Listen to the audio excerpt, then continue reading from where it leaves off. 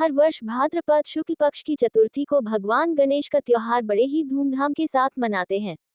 इस दिन भगवान गणेश जी का जन्म हुआ था, जिसके उपलक्ष्य में ये पर्व मनाते हैं। किंतु इस दिन व्रत रखने की भी परंपरा है, जिससे एक रोचक कथा जुड़ी हुई है।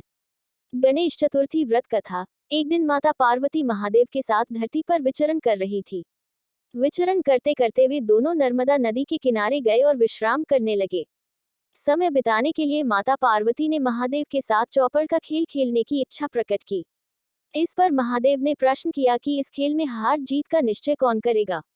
ये देखकर दोनों शंका में पड़ गए। तब माता पार्वती ने एक उपाय निकाला। उन्होंने वहां पड़ी घास फूस से एक पुतले का निर्माण किया तथा उसकी प्राण प्रतिष्ठा की। इसके फलस्वरूप उसमें प्राण आ गए तथा वह उनका पुत्र बन गया।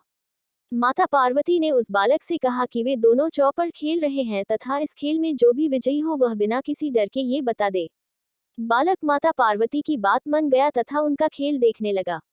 भगवान शिव व माता पार्वती ने चौपड़ का खेल कुल 3 बार खेला व संयोगवश तीनों बार ही माता पार्वती की जीत हुई। अंत में जब माता पार्वती ने उस बालक से हार जीत का निश्चय करने को कहा तो उसने अज्ञानतावश महादेव को विजयी घोषित कर दिया।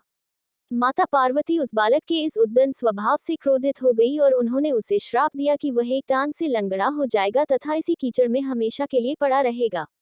ये सुनकर वह बालक भयभीत हो गया तथा माता पार्वती से क्षमा मांगने लगा।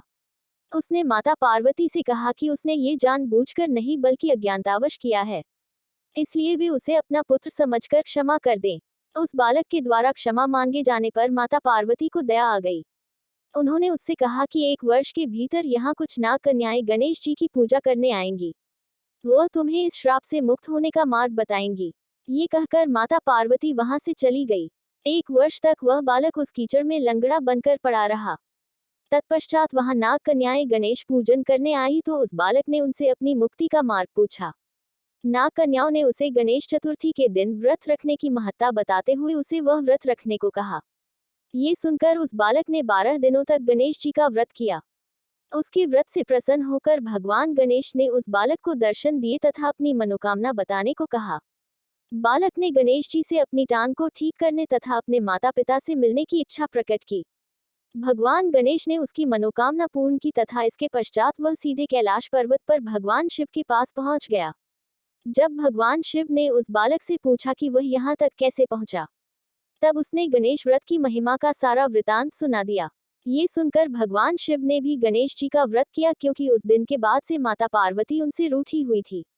उनके व्रत करने के पश्चात माता पार्वती का क्रोध शांत हो गया तथा वे पुनः भगवान शिव के पास आ गई।